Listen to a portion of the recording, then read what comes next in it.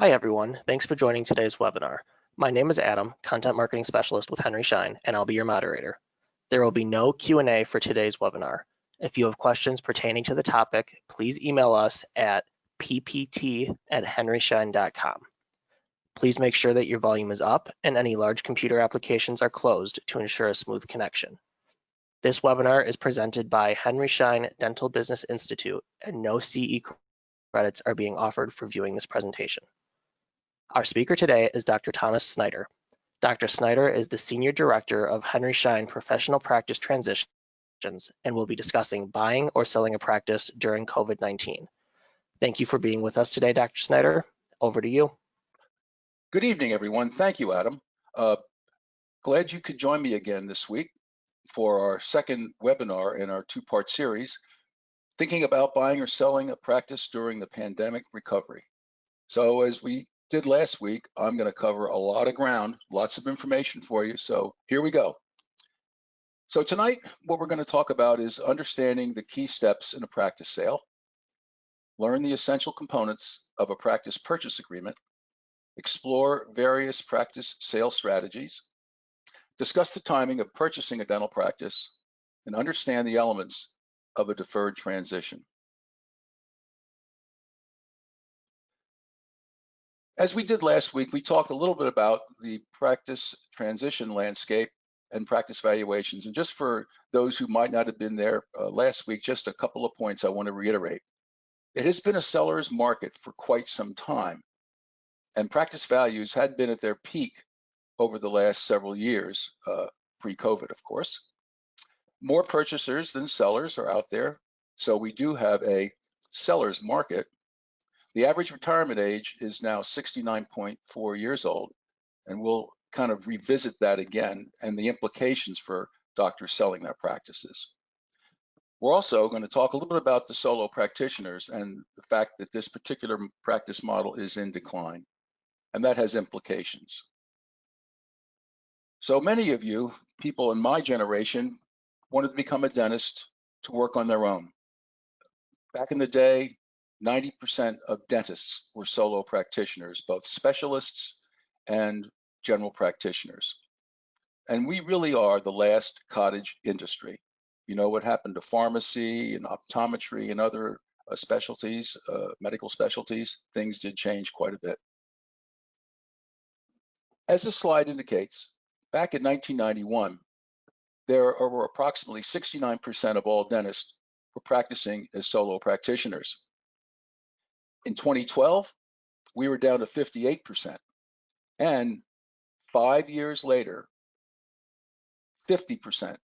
We don't have data beyond 2017, but I'm willing to bet that that number is going to be well below 50% once the new data becomes available. So obviously, people are not considering solo practice as a career option. And to prove my point, only 1 in 5 dentists under the age of 35 desire solo practice. However, we find it 3 times more likely to seek employment in large groups than they were 10 years ago. Our young dentists today are very high tech and computer literate, and they would like to purchase practices that have those technologies. And as studies show, the majority of our graduates prefer urban, suburban versus small town or rural areas. And as we discussed last week, that has implications for practice value. Obviously, the urban, suburban areas command higher values than the small towns and rural areas. And as you recall, we talked about some sobering statistics regarding the pandemic's impact on our dental economy. And I'm here to tell you that I've got some really encouraging news to share with you as a result of an update as recently as yesterday. Okay, so let's take a look at week 3 of reopening. The American Dental Association's Health Policy Institute initiated a bi-weekly poll on economic conditions during the pandemic. They wanted to quantify the magnitude of this pandemic's impact on dental practices over time. Surveying 12,000 dentists nationally with a 50% response rate, The data was compiled nationally as well as state by state. Key questions were asked bi-weekly, plus there was an analysis of 3 core measures: status of your practice, what services were you providing? Were you providing emergency services, elective services, elective with some restrictions? Were you closed? We also looked at volume of patients and collections and the status of your staff from the standpoint of where you're bringing your staff back. Did you have a full staff or a part-time staff? So as the week of May 18th, 65% of dental practices were open, more than twice as many as 2 weeks ago. Larger practices are getting back to normal slightly quicker. Dental practices are hiring back at a rapid pace. As you may recall, I mentioned that during the month of April, 500,000 dental staff were laid off. But we're seeing a very, very rapid turnaround to the extent that 58.1% of dentists responding were fully paying their staff, with another 26.6% partially paying their staff. So that shows a lot of good activity for our dental teams. However, on a more sobering note, this recovery has not been as robust for associate employee dentists and independent contractors. As you recall, when we talked about last week in our survey results, 56% were laid off. Looking at 2 weeks later, roughly 35% were still laid off, and more than half of those laid off were still collecting unemployment. So we see the other personnel groups coming back, but associates still are the ones that are having a very difficult time. And I'm going to speak to that in a few minutes as a potential solution for some of those doctors who may be laid off. So let's look at some more key takeaways. PPE shortage has been the biggest barrier to reopening practices, especially in states permitting elective care. However, happy to report that the stockpile in PPE in dental offices rose significantly in the past 2 weeks as the supply chains, distribution chains are really pouring in the needed supplies. There still is confusion among dentists, however, over the guidelines for reopening as an important factor, keeping more dentists from reopening, whether it be at federal or state level. Also, there was continued hesitancy to return to work with concerns over the transmission of COVID-19 to the doctor, patients, and staff. On the latter point, dentists over the age of 65 expressed the highest level of concern. Consumer attitudes for now are encouraging when it comes to visiting the dentist. The data indicate the public is prioritizing the dentist when it comes to dental healthcare services.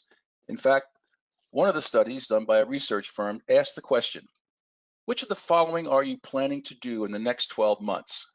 And believe it or not, the people responded, 56% of them said, I'm going to see my dentist. Followed by that, another 47% for an eye exam, and then 45% for getting a physical. So dentistry is on top of the pile. That's really great news. And I think those of you who are in practice now, who are now providing elective services, I think you're beginning to see that as you look at your appointment books. It's not only pent up demand from those patients who you had to cancel, but I think patients are feeling comfortable. I think they're feeling comfortable about what you're doing to protect them and their team from getting COVID. So in summary, taken together, the data for the week of May 18th suggests a promising recovery for the dental economy so far. So last week, we were a little bit of doom and gloom with some of the things we talked about, but 2 weeks later, we're seeing lots of positive activity. I'm sure some of you on this webinar are feeling the same. So this is going to set the stage for our major topic about selling your practice. Is it time? Now remember, I shared this slide with you last week where we looked at the age breakdown number of dentists. And you can see the cohort of doctors over the age of 65 numbers approximately 32,000. And as I stated before, in this survey done by the ADA's Health Policy Institute, the age group that were having the most closed offices, that were the most concerned about themselves, staff, and patients, were this age group.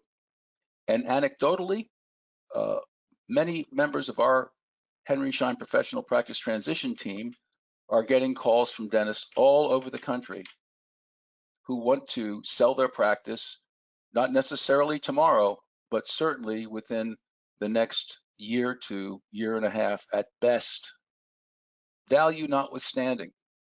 So I think that's an important component that we really need to think about, that this age group is really looking at their future a little bit differently than they did before COVID began.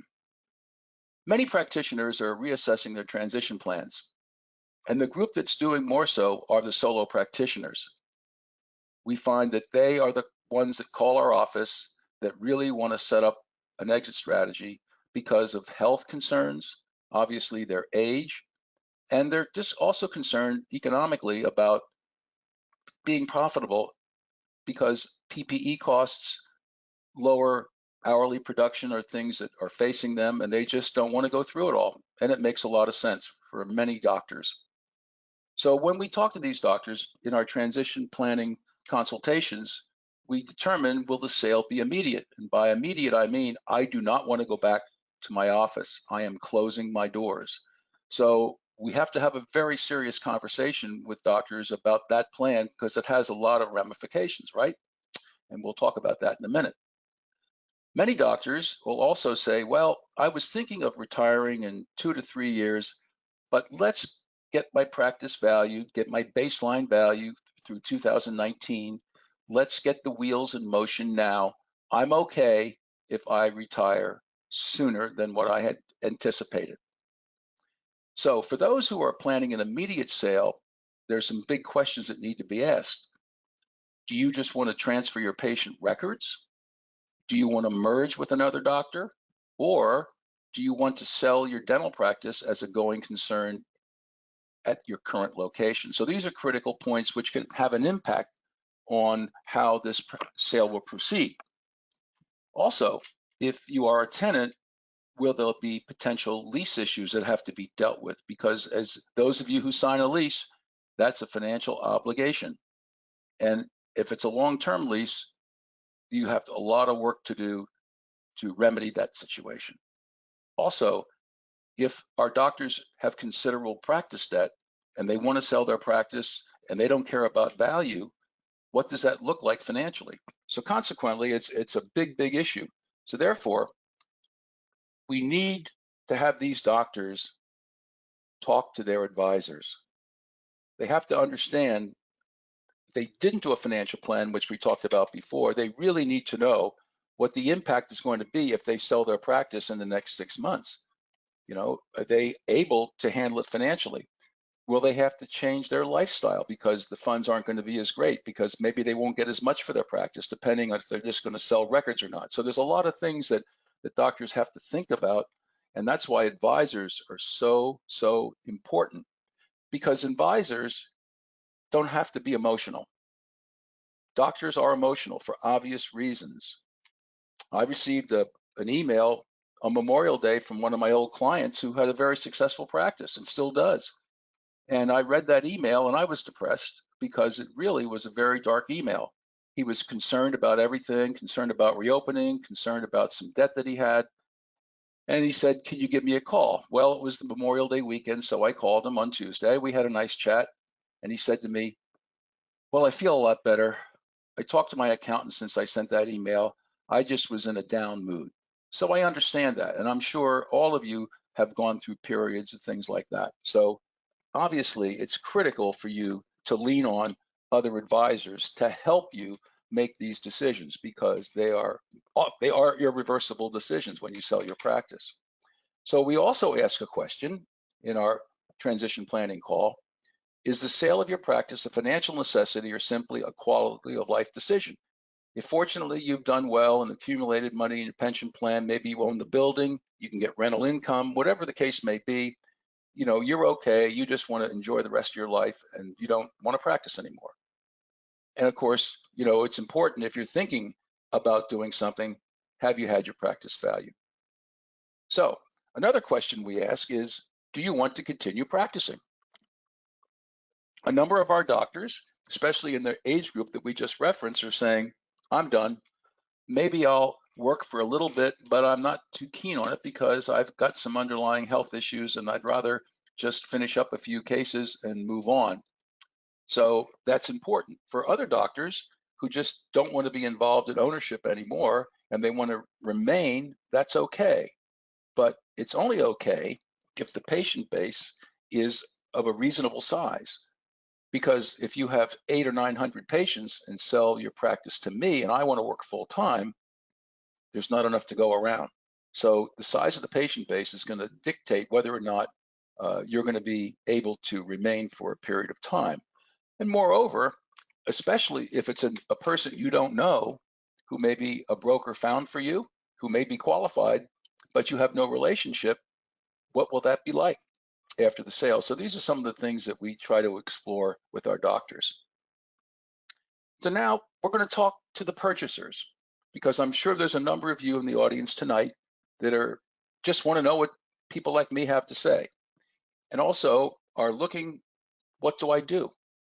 And maybe some of you are that unfortunate group of about 35% of associates who are out of work and saying, I wonder if I still want to be an associate. Maybe I ought to think about taking control of my future. And how do you do that?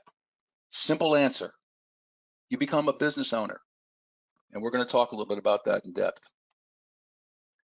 One of the key things, if you're a business owner, you cannot fire yourself if you own a practice. So that's important because a lot of doctors lost their job. Some may come back, but on a limited basis. But even when you're back, if another event occurs, we have a resurgence, we have a new epidemic 2 or 3 years from now, and you're still an employee associate, and practices have to close down or whatever has to happen, you're out in the street again. So if you own a practice, yes, it may be difficult, as all the practice owners are going through right now, but you're the master of your own destiny. And owning a dental practice is a pretty darn good investment. Over the course of time, practices have proven to be resilient, and they contain the ability to withstand financial pressures. You know, the Great Recession of 2008 didn't wipe out 20% of dental practices. You know, it doesn't happen. If we look at the restaurant industry, if we look at the travel industry, the airline industry, we look at Amtrak, you know, a lot of people lost their jobs, and who knows how those particular businesses are going to rebound over the next number of years, right? But with a dental practice, you know, patients will still come to you. And what did that survey I just recited, where 56% of the people want to see their dentist over all other healthcare providers? So those are things that you should think about if you're contemplating whether you want to own or not. You're in a pretty good environment by owning a dental business. Also, dental practices inherently are quite profitable as compared to many other businesses. And to underscore that, one of the reasons corporate dentistry got involved in dentistry is after the Great Recession, when a lot of people lost their shirt on real estate and other ventures, they said, there's this profession called dentistry. And people started looking at our numbers and said, wow, I can buy a business, I can hire dentists and pay staff and do marketing and have all the technology in the world, but maybe I can get a 15 or hopefully a 20% profit margin after everything else is said and done.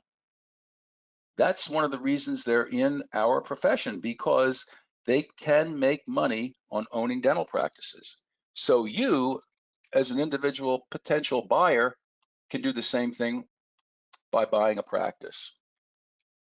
Also, things you consider are the bank defaults rate. Bank default rates have always been extremely low.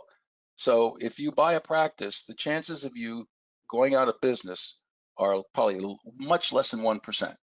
So it really, really is a pretty safe investment to make. Bank interest rates also are now very favorable, 3 to 5%. They may go up a little bit who knows, but they are still low compared to where they used to be. And one of the things you have to remember is that when you purchase a practice, you are purchasing a historical income stream, which hopefully you can only make better. And if you own a business, you're able to create a pension plan for wealth accumulation.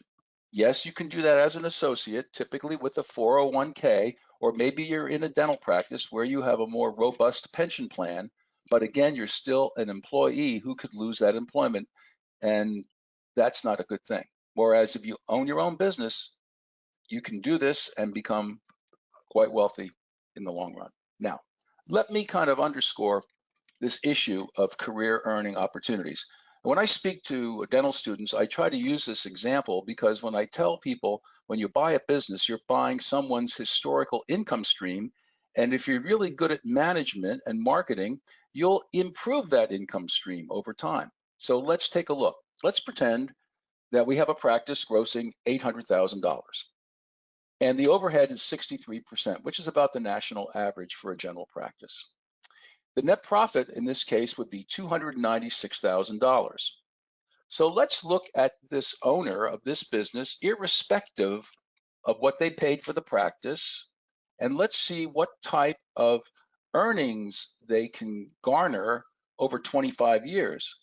And the number I'm going to show you has not been adjusted for inflation. It is not factored in improvements in overhead control. It is not factored in increased production.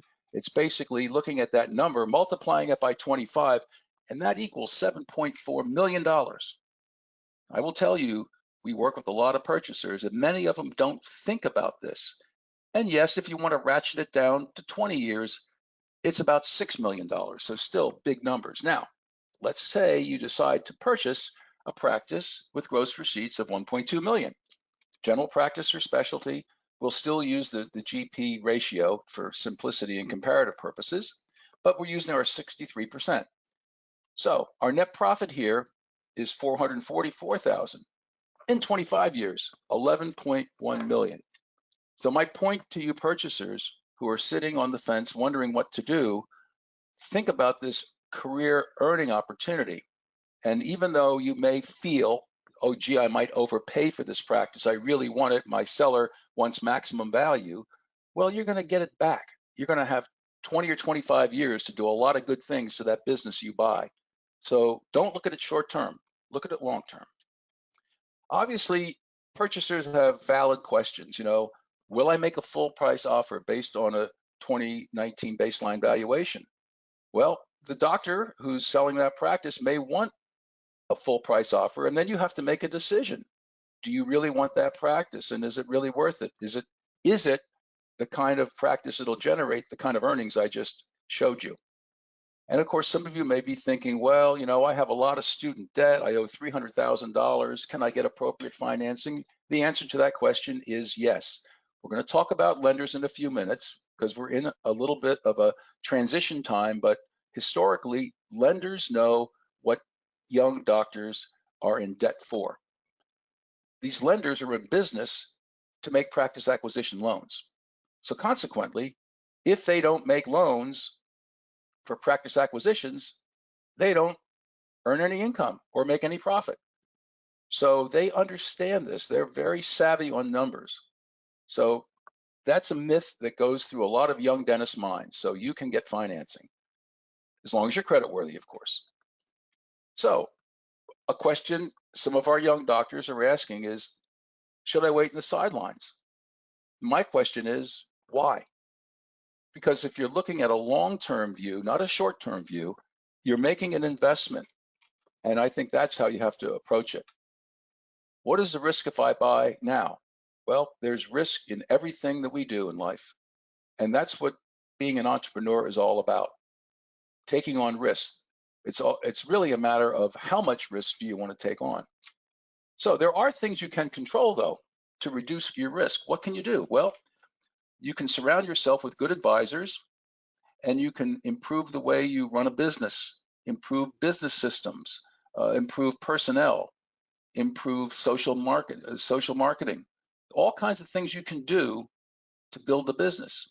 Of course, what you can't control, And what none of us can control is the future, right? We could have another rise of the pandemic in the fall or next winter. And well, maybe that'll abate, but in 2 or 3 years, another one may come by. So you can't live life that way. You've got to look at it to the extent that if you have a business, you're in much better shape to control the outcome than if you're working for someone else. It's as simple as that. So let's talk about those doctors who are thinking of selling their practice.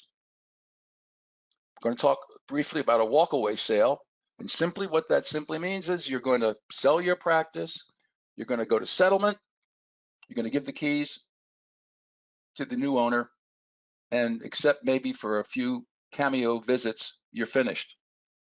Versus a role reversal sale, which is simply what I've mentioned before. If you're going to now be the associate for a period of time, and that, of course, is really dictated by the patient base, size of the patient base. So let's look at a dental practice transition, be it GP or specialist. It's basically the same. It is a complicated process. Selling a practice involves multiple steps and lots of time. For the most part, it takes us 3 to 6 months from start to finish to complete a practice transition, to the extent we do the valuation. And if you don't have a buyer in place, and perhaps an associate who's working for you and you know who wants to buy, that's one thing, versus you're a solo practitioner and maybe you never had an associate and you want to sell. So either you could do it on your own or you can retain a practice broker to help you find that buyer and help you navigate the path to get your practice sold. So once you find a buyer and the buyer has visited the practice, then they're going to visit, talk to their accountant, and then they're going to make a business offer to purchase, which is a written document saying, I'm going to buy your practice for X dollars on a certain date. And if you're going to remain as an associate, that's the seller, that these are the terms and other particular items are put in that business offer to purchase. And then, of course, you've got to go to the bank, the purchaser that is, and get financing and go through that process. And that could take some time. We're going to talk a little bit about, if you have real estate, what that means. And then when you're ready to go, we're going to put together for you, if we represent you, the seller, a practice purchase agreement, which I'll talk about in a few minutes. And that's a document that memorializes the sale. And then the buyer usually has a couple of weeks to do due diligence with their advisors, to check bank records, to check documents, computer reports, etc., so that they can get a feel that what was represented in the practice valuation is what they're going to be purchasing. And then, of course, there's closing, and there's all kinds of things that have to be done at closing. Lien searches, sometimes that holds something up. It could be if you're going to have a new lease as a new tenant, there could be landlord issues that have to be dealt with. There could be issues if there's a building involved, if there's an oil tank underground, all kinds of regulations you can only imagine. So it's readily apparent to me, at least, because this is what I do professionally, it does take 3 to 6 months. Sometimes we can do it quickly, but that's not always the case. Another reason things take time is because there are many players in this transition process. Let's take a look at who they are. Well, first of all, the seller, we know who he or she is, and will that seller retain a practice transitions consultant or broker to assist them in the sale of their business? The seller is going to have a CPA. The seller is going to need an attorney. And sometimes, if it's going to be a sale of the real estate, a commercial real estate broker to put a price on the building that's for sale. So that's the seller's team. Now, let's look at the purchaser's team. Well, maybe they'll have a practice transitions or management consultant to assist them in the process. They're also going to have a CPA. They're also going to have an attorney. And of course, they have to deal with the lender. That's 10 or 11 people that have to work together to get a deal done. So now you can understand why it's such an issue, because it is. So those are the players. They all have to work together. So it's a big deal to sell a practice, large or small.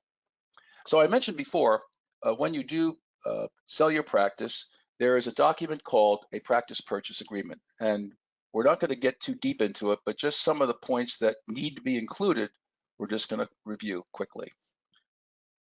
First, a practice purchase agreement will determine the allocation of the purchase price. And typically that allocation comes from the practice valuation, which, as we talked about last week, breaks out tangible assets and intangible assets. And we're going to talk a little bit later about the typical tax treatments of a seller and a buyer. Collection of accounts receivable. That's money that really is owed to the seller because most practice valuations do not include the value of the accounts receivable. That is a separate asset. So if that's in play, so to speak, who's going to collect it? Is it going to be purchased? And if the buyer collects the AR for the seller, they usually ask for a small percentage for collection costs to handle the transactions. And when you look at accounts receivable, if you're going to buy the accounts receivable, well, not all accounts come in 100%. So now we have to get involved in discounting the accounts receivable based on the age of that receivable. And furthermore, if we have a receivable amount, but we have not received payment from the insurance company, there could be an additional adjustment of 10, 15%. So there's a lot of work that has to be done if you're purchasing AR. Another area that has to be looked at are credit balances. You know, the patient is kind of prepaid for treatment. Was that treatment rendered? So there are several choices. Is it going to be refunded to the patient, or is it going to be transferred to the purchaser? And there are state laws that require the handling of patient balances. So it's a serious matter that has to be taken care of. How about work in progress? Are there cases that were sent to the lab, things that have to be done? Who's going to do them? They need to be listed out. Are there any contingencies for retreatment? Typically, we only cover 1 year post-treatment, but those can be issues that may be significant. So they have to be addressed. And if they are going to be retreatment, who's going to perform the services? Is the seller going to perform the services? Should there be some minimal compensation? Those things have to be negotiated. How about the staff? Is there any unused and staff paid time off that have to be handled? How about family care protocol? To the extent that the seller would like to have some family members still treated, and usually it's limited to 10 to 15 immediate family members.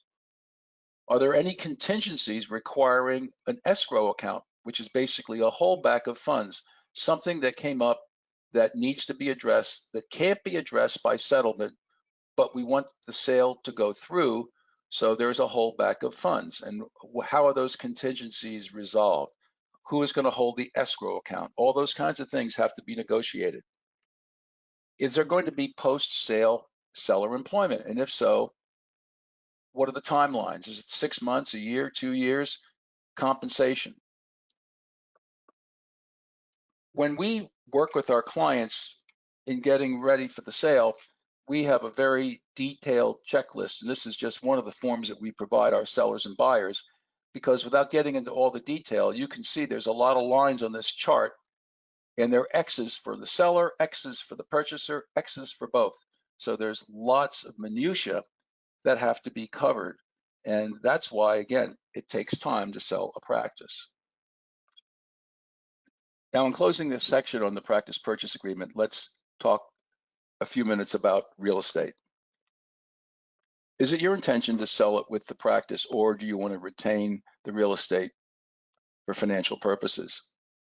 You might find, however, that many buyers, based on the value of the real estate and the size of the practice acquisition loan, may require you to sell both simultaneously.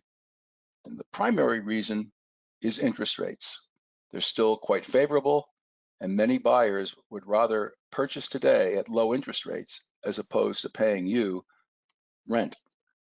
However, if it's mutually decided that you're not going to sell the property at the time of sale, you now become the landlord. And so you'll receive rental income, and that's a nice supplement to your retirement income, as well as the practice sale proceeds. However, it's important that you must offer that purchaser a future purchase option for them to buy the property at a mutually agreed upon time or with adequate notice from you so that they can buy the real estate. However, the value of the real estate will be determined at a future point with a commercial appraisal. There are certain instances where the property value is greater than the practice value. And in that case, you may, as a purchaser, have to find an outside investor to help support the financial transaction. And we usually see this in situations where the real estate is worth considerably more than the dental practice. A couple of points to also remember if you're the landlord, that the length of the lease must be at least identical to the number of years the practice acquisition loan, and the rent must be comparable to other professional practices in the area. As we said earlier in the presentation, we were going to give you a brief lender update. Things right now are still in a state of flux as practices are beginning to reopen and banks are beginning to formulate their policies to make loans to purchasers. So here we go. We're finding the few transactions that have occurred since COVID that dental lenders are providing loans at full value. However, we have also found even pre-COVID that banks sometimes do require seller participation in certain circumstances. And that could be one where the buyer may not be up to the level of production as the seller, in situations where a borrower has extremely high dental student loans, there may be some requirement by the bank for seller participation. Usually that's around 15 to 20%. And normally, if the practice does well, the seller will receive the balance of that difference that they were not given at settlement at a future date by the bank. And what happens is the bank simply recasts the practice acquisition loan for the purchaser and rolls it into one note. However, now we're finding that all lenders are going to be setting conditions, and it's going to really relate to the practice's performance post-COVID. And that's going to be a norm for a long time, probably, until things really even out. What we've seen with a few lenders is, for example, what they're going to look at is when the deal is to be funded or approved, then they're going to look at the corresponding month in the prior year. And we're hearing anywhere between 70, 75, or 80% of that corresponding month in 2019 for loan approval. So let's say, for example, that the practice was collecting $55,000 in August of 2019. In order to get that loan approved, the practice has to do at least $41,250 to get a loan approval. That's not the only thing they're looking at. Lenders are taking a more critical look for obvious reasons for patient volume, because they all realize that post-COVID, since a number of patient visits were canceled, particularly for patient recare, patients are calling up and want to get back to be seen on a regular basis. So they're going to take a hard look at pre-booking of patients, as well as if the practice is going to offer extended hours to handle demand. So those are a couple of new parameters that we're looking at. And of course, as I said before, this is a very fluid topic, and we'll keep learning about their requirements as the days go by. Let's talk for a minute on a non-accounting basis, because I'm not a CPA, and this is not accounting advice, just telling you how the tax allocation works in most practice sales. Most practice sales are considered asset sales. We're not selling stock, we're selling assets. And if you remember from last week's discussion on practice values consist of tangible assets, which are equipment, inventory, and leaseholds, and intangible assets, goodwill, restricted covenant, patient list, and phone number. So there's a dynamic pull and push in a transaction regarding a seller and a purchaser. The seller wants to maximize capital gains treatment so they can keep the most from their practice sale. The purchaser, however, wants to have lots of write-offs so they can go against the income that they're going to be earning as a new business owner.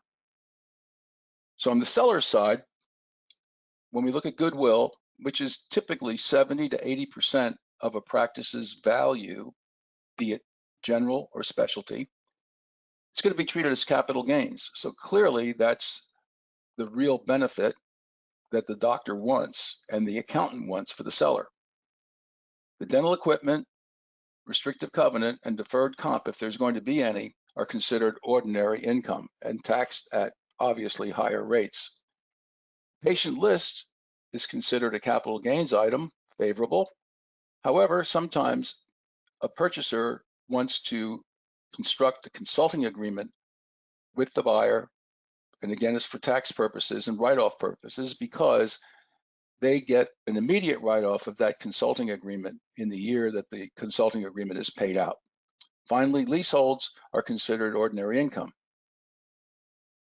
Now, from a purchaser's point of view, there's certain timelines they look at when they're allocating the sale price.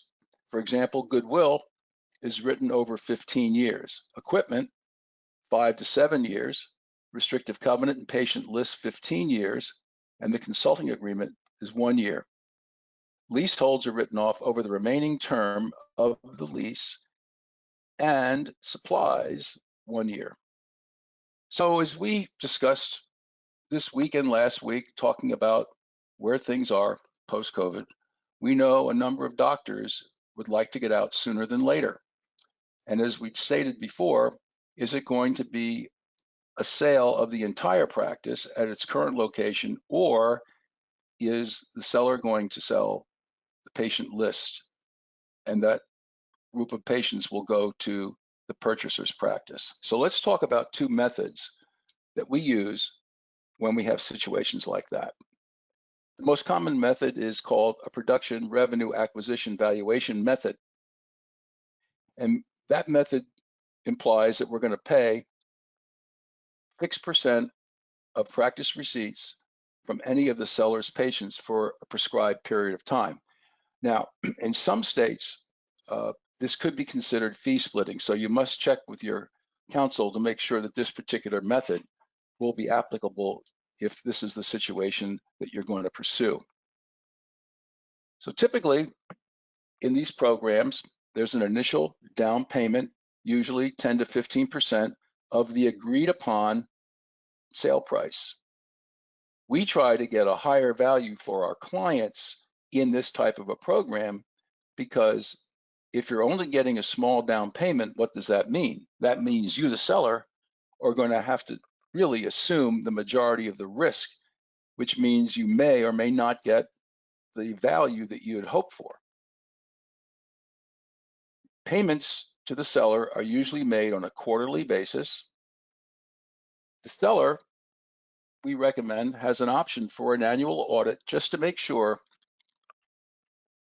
that everything is on the up and up. Obviously, if the purchaser has to pay the maximum value, it's a win-win for the seller and a win for the purchaser, because that patient base has really given them a big boost to their practice. Now, just to show you an example of how the numbers work, on the left side of the screen, the transaction. Weighted revenue, 3 years of $300,000, and we're going to try to get 75% as a fair market value ratio for our client, because remember, they're going to really take the biggest risk.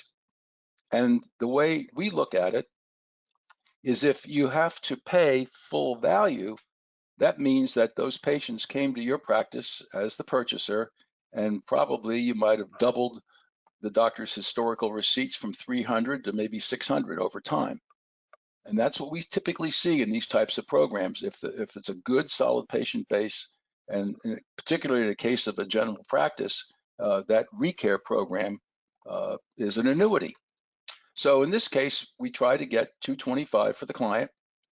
We're going to negotiate a term of 3 years, and our payout is going to be 20%. Now, some of the terms can be less than 3. Usually it's 2 to 4, no more than that. And the payout is typically 15 to 25%. And it's typically related to the duration and the percentage. In this particular case, we asked for a $25,000 down payment.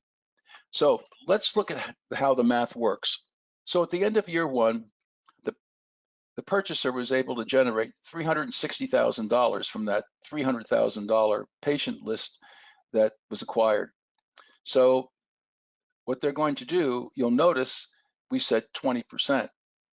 But in this case, we had to take the $25,000 first and pay that down because it was a down payment. That's why in that first year, the seller only received 47. But remember, he's already received 25. In year 2, the practice jumps to 400,000. So the seller receives $80,000. And in year 3, the practice receipts increase to 430. The selling doctor is paid 73,000. Now that is less than 20%, but the way the program works, once the purchaser receives that sale price, which in this case was 225, the payments stop by the purchaser. That way it's a protection to the purchaser so they don't overpay. And of course, the seller gets what they wanted. Now, obviously, if the practice didn't do so well, and at the end of 3 years, let's say the doctor only was paid 200, that's all that the purchaser would pay. Because what that means is the patient list wasn't as valuable as maybe everyone thought. That's the way to protect both parties. Now, another method, which is a little simpler to do, is an individual record purchase. Here, we're going to take an average of the last 3 years' receipts. We're going to divide by the number of patients having one patient visit in the last 18 months, and we're going to calculate a per record fee. So it's pretty simple mathematics. Typically how it works, you pay over a 24-month period. So whatever patients come in over that 24-month period, and you pay the record fee after the second visit, the doctor will get compensated for their patient list. Now let's jump to a different topic called a deferred transition. We've seen a number of these deferred transitions over the last several years, basically because many doctors, as we said before, since the average retirement age was over 69 years old, doctors wanted to hang around for a little bit longer because A, they needed to, B, they enjoyed practicing dentistry, C, they may have had a smaller practice but wanted to lock in a young doctor to either buy the practice or become a partner. So we've developed a deferred transition model for both a sale and a partnership. The biggest question, though, that arises when you're doing these types of transactions is, when do you value the practice? That's the key point. Obviously, if you're a purchaser, you clearly don't want to wait until it's time to either purchase the practice or become a partner. You'd like to know what the deal is going into it. And of course, if you're the seller, if you have to wait 2 years, what happens if inflation could do something to your value? So we address that as well. So first of all, when we create a baseline valuation, like we talked about last week, our baselines now are through December 31, 2019. So we create a baseline, and then when it's time for the transaction to occur, we will revalue the tangible assets at the time of transfer. Because obviously, an asset today is going to depreciate if the deal is going to be 2 years from now, right? However, during that period of time, the selling doctor or the host doctor, in the case of a partnership, purchases new equipment and technology. So that acquisition of new equipment must be factored into an updated valuation. Also, since goodwill is such a large component of value, we adjust that component, that intangible asset. And how we do it is we apply the Bureau of Labor Statistics inflation calculator, a very simple tool. And for those of you who like to play with numbers, write this down, bls.gov. And on the home page, there's an inflation calculator. And all you have to do is place a dollar amount in, put a date, obviously, in the past, and then hit calculate. And it will tell you what the value of that dollar was from the point that you decided to put the date in to today. And we'll give you an example in just a second. So let's assume we have a practice that we valued in 2017, and it was for $850,000. At the time, the tangible assets were worth $190,000. The intangible assets at that time were worth $660,000. So the $660,000 is the number we're going to put in the BLS.gov inflation calculator. So as a result of that, here's how the math works. Over a 2-year period, the value of the intangible assets grew to $698,420 from $660,000. The doctor purchased technology in 2018, so it's worth it's worth $40,000. The tangible assets, because they did depreciate, are worth $167,000. The updated value would be $905,420. The original value was $850. So in this example, you would pay an additional, as a purchaser, $55,420, but it has nothing to do with the practice's performance. So we're going to talk about the two deferred transition options for a minute. The first is deferred buy-in via a partnership. We've done a number of these over the years, and it's typically in a situation where we're not quite ready to form the partnership, either because the candidate doctor isn't ready in terms of personal clinical production performance, or overall practice's financial picture isn't strong enough. So maybe what needs to be done is perhaps they may look at a records acquisition right now. Some doctors who are thinking about that, by selling your patient records to a potential partnership candidate, may really help them accelerate their plans to form their partnership because they have an influx of new patients. So when we do a deferred partnership, it's a very goal-oriented approach. We set targets. In a deferred sale, simply the purchaser works for a defined period of time, then buys the practice. So as we said before, the insufficient patient base is the number one reason why we do a deferred buy-in, and secondarily, because the associate isn't quite there to support the buy-in, because obviously the numbers could be pretty large from that regard, as far as the debt service on the buy-in, and most of the purchasers probably still have student debt.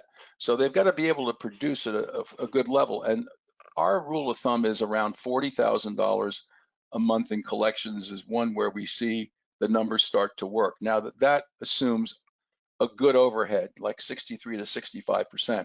If the practice has a 70 or 75% overhead, that number may have to be higher. But then again, there may be another issue that could be addressed, and that might be how can we reduce overhead so that we can make it more profitable when the partnership occurs. So in a deferred buy-in, as I said before, we're going to create that baseline value at the outset. So the owner is not giving up anything really, because the young doctor is going to be working, hopefully, working hard, building up their goodwill, building up their clinical skills, maybe providing new services that the host doctor was not offering. So they're starting to really grow in their performance. Well, they're an associate. So the owner doctor is going to get income. And I've done a number of these where, looking at valuations and tax returns, it's interesting to see how the net income increases of the host doctor over that period of time when the doctor is waiting and being prepared to become a partner. Then, of course, as we said before, when it's time to do the partnership buy-in, we're going to do the updated valuation. Another important component of a deferred buy-in is preparing a practice pro forma, where we basically model out over a number of years future practice revenue for both parties, the hygiene team, so everybody sees the economics of it all.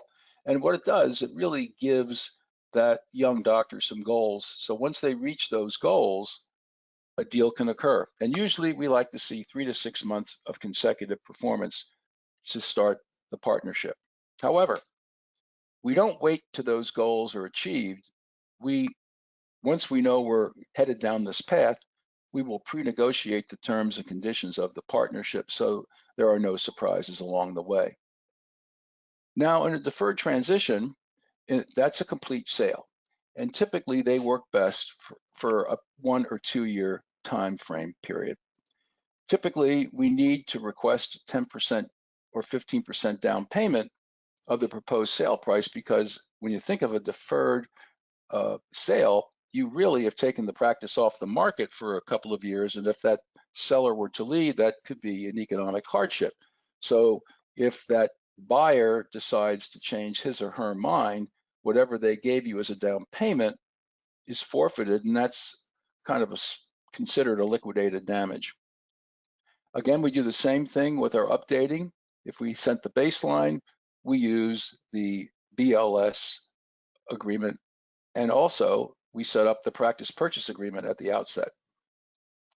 The only issue here in deferred transition is potential future credit risk. If the purchaser, unfortunately, were to develop some financial problems during the time they were waiting to buy the practice, the seller may have to make a big decision. Does he void the deal, or does he hold paper for a period of time because the purchaser cannot get a loan? So we've covered a lot of ground tonight, and I hope I gave you some good insights into some of the various things that we do and we think are fair and equitable solutions to transition issues. Now, since we have a few minutes left, going to answer a couple of questions that we seem to run into quite often. The first question is, will I have to sign a non-compete agreement when I sell my practice? If so, can I still volunteer my services? The answer to the question is yes, you'll have to sign a non-compete agreement, and the banks are going to be very interested in the terms of that agreement, because that protects their loan. In cases where a doctor wants to do volunteer work, that should be negotiated so it can clearly be carved out. If they're not in a situation where there's no potential competition at all, where you're working in a clinic or some other charitable situation, that's a negotiated item, and that should be remedied. Next question. Can I stop ordering supplies once I have an offer on my practice? And the answer to that question is definitely not. Because what happens if you had a agreement to settle on July 1 and for some reason you don't settle till September 1 and you're still depleting your inventory? You've got to keep it up to reasonable levels. Otherwise, that could be a problem in your negotiations with your purchaser. And another question is, should I give my staff a raise before I sell the practice? Simple question. Definitely not. Even though you want to be a nice person because you've valued these people, and in the last 6 months, and you're going to sell your practice to someone, you raise their compensation, that's not going to work. Again, that should not be done. So if you have any practice valuation questions from last week or any questions from tonight, you can contact us through our website at www.henryscheinppt.com or email at ppt@henryschein.com. And finally, our toll-free number at our corporate office is 800-988-5674. Also, we're offering tonight, anyone who attended this webinar, that we offer a complimentary consultation from one of our transition sales consultants to help identify some of your options, particularly those who have some short-term transition plans. So we hope you take advantage of that offer. Also, I wanted to clarify a point that a couple of doctors thought from last week's presentation, that if they get a baseline valuation by July 31, 2020, do they have to pay for it? Yes, the question is, you do. Our regular fee schedule prevails. However, you will receive a complimentary practice valuation update for 2020. So again, I just wanted to bring that point back home because there was a little confusion from last week's webinar. So in conclusion, I really am glad that I've had the opportunity to present our ideas over the last 2 weeks in some very difficult times. At all times, I've tried to give you objective and factual information with lots of rays of hope. We're going to get out of this mess. It might take us a little time, but we're going to get there. So I wish all of you the best as many of you reopen your practice, or for those of you who consider a more immediate transition option, get yourself some good advisors and try to get the best deal possible for yourself. And most importantly, stay healthy and be safe. Thank you and good night. Thank you, Dr. Snyder, for your presentation today. And thank you, everyone, for attending the webinar. If you have questions that we didn't answer during the presentation, please email us at ppt@henryschein.com. Everyone attending today will receive a link to view the recording of the presentation in the coming week via email. On behalf of Henry Schein Dental Business Institute, thank you for attending. Have a great night.